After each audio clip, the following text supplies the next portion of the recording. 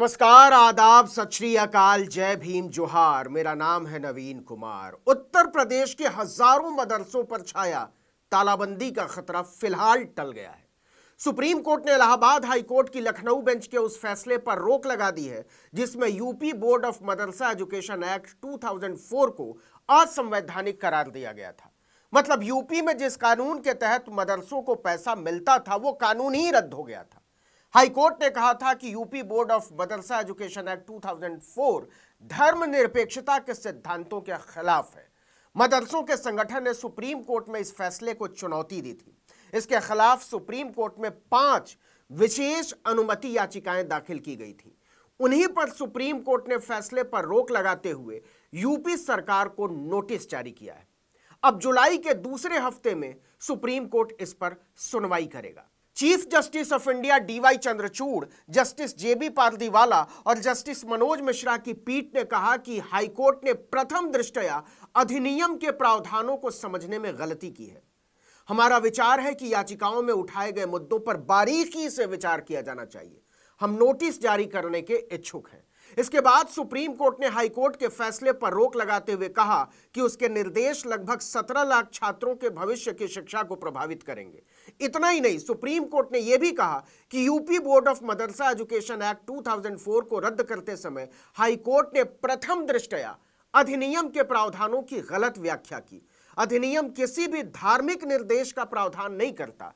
कानून का उद्देश्य नियामक चरित्र का है। न्यायालय ने कहा कि हाईकोर्ट का यह निष्कर्ष कि बोर्ड की स्थापना ही धर्मनिरपेक्षता का उल्लंघन करेगी, मदरसा शिक्षा को बोर्ड की नियामक शक्तियों के साथ मिलाने जैसा प्रतीत होता है। यदि चिंता यह सुनिश्चित करने की है कि मदरसों के छात्रों को गुणवत्तापूर्ण शिक्षा मिले, तो इसका समाधान मदरसा अधिनियम को रद्द करने से नहीं होगा, बल्कि यह सुनिश्चित करने के लिए उपयुक्त निर्देश जारी करने से होगा कि छात्रों को गुणवत्तापूर्ण शिक्षा प्राप्त हो, वो इससे वंचित न रहे। इसका मतलब यह हुआ कि सुप्रीम कोर्ट ने फिलहाल 5000 से ज्यादा मदरसों में पढ़ने वाले लाखों बच्चों को अनिश्चितता के दलदल में जाने से बचा लिया है। आपको बता दें कि अंशुमान सिंह राठौर नाम के शख्स ने इलाहाबाद हाई कोर्ट में यूपी मदरसा बोर्ड एक्ट 2004 को चुनौती दी थी और मांग की थी कि इसे असंवैधानिक करार दिया जाए, क्योंकि यह कानून धर्मनिरपेक्षता के सिद्धांत के खिलाफ है। अदालत ने याचिकाकर्ता की इन दोनों दलीलों को मानते हुए मदरसा बोर्ड एक्ट की मान्यता खत्म कर दी थी। इसके साथ ही जस्टिस विवेक चौधरी और जस्टिस सुभाष विद्यार्थी की खंडपीठ ने उत्तर प्रदेश सरकार को एक योजना बनाने का भी निर्देश दिया था, ताकि वर्तमान में मदरसों में पढ़ रहे छात्रों को औपचारिक शिक्षा प्रणाली में शामिल किया जा सके। आपको बता दें कि मदरसा बोर्ड के खिलाफ विदेशों से फंडिंग को लेकर लंबे समय से एसआईटी की जांच की जा रही है। ऐसे में इस फैसले के कई मायने भी निकाले जा रहे थे। दरअसल 10 सितंबर 2022 से 15 नवंबर 2022 के बीच योगी सरकार ने मदरसों का एक सर्वे कराया था। इस सर्वे में कई तरह के सवाल पूछे गए थे। जरा इन सवालों पर गौर कीजिएगा। पहला, मदरसे का नाम क्या है? दूसरा, संचालन करने वाली संस्था कौन सी है? तीसरा, यह स्थापित कब हुआ था? चौथा, छात्रों की सिक्योरिटी के क्या प्रबंध है? पांचवा, पेयजल और फर्नीचर की व्यवस्था क्या है?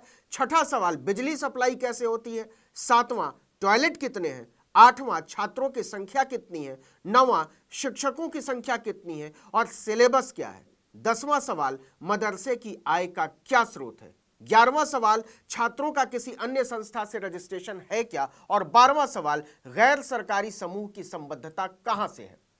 हर मदरसे को 15 नवंबर 2022 तक मदरसा बोर्ड के पोर्टल पर जानकारी को अपडेट कर देना था, लेकिन समय सीमा खत्म होने के बाद इसकी मियाद 30 नवंबर तक बढ़ाई गई। इस सर्वे में उत्तर प्रदेश के करीब 8441 मदरसे ऐसे मिले जिनकी मान्यता नहीं थी। बिना मान्यता वाले ऐसे सबसे ज्यादा मदरसे मुरादाबाद, बस्ती और मुजफ्फरनगर में मिले थे। मुरादाबाद में 550, बस्ती में 350 और मुजफ्फरनगर में 240 मदरसे बिना मान्यता के मिले थे।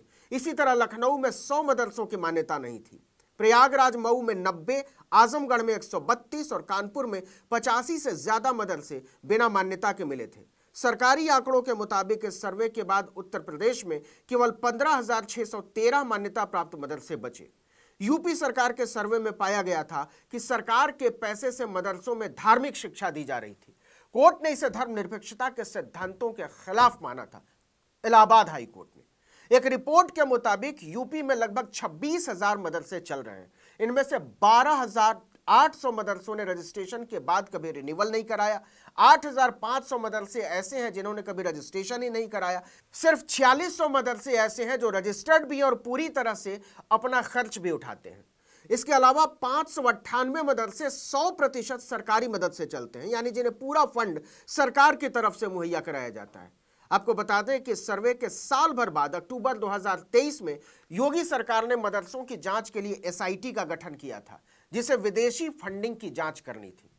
अब आइए समझते हैं कि यूपी मदरसा शिक्षा बोर्ड अधिनियम 2004 लाया क्यों गया था।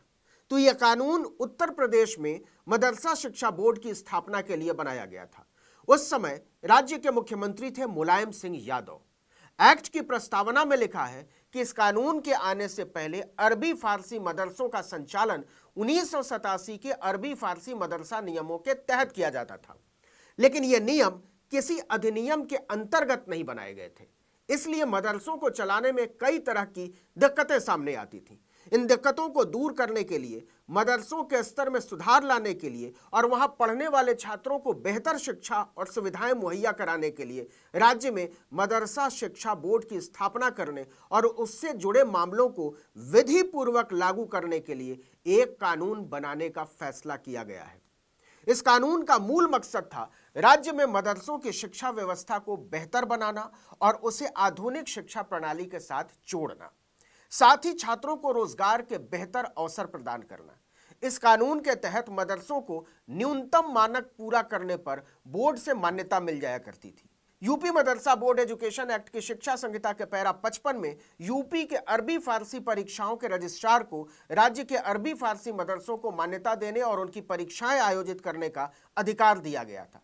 पहले इन मदरसों का प्रबंधन शिक्षा विभाग करता था, लेकिन 1995 में अल्पसंख्यक कल्याण बोर्ड और वक्फ विभाग का गठन होने के बाद मदरसों से जुड़े सभी काम शिक्षा विभाग से लेकर अल्पसंख्यक कल्याण विभाग को सौंप दिए गए।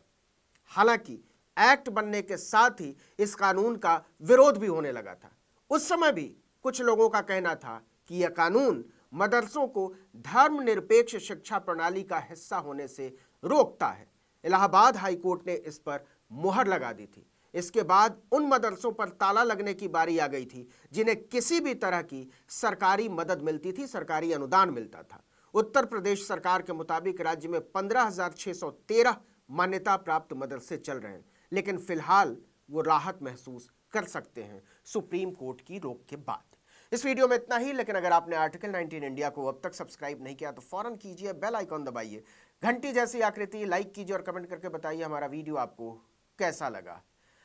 हमारा ट्विटर हैंडल आर्टिकल 19_इंडिया और मेरा ट्विटर हैंडल नवीन जर्नलिस्ट। नमस्कार।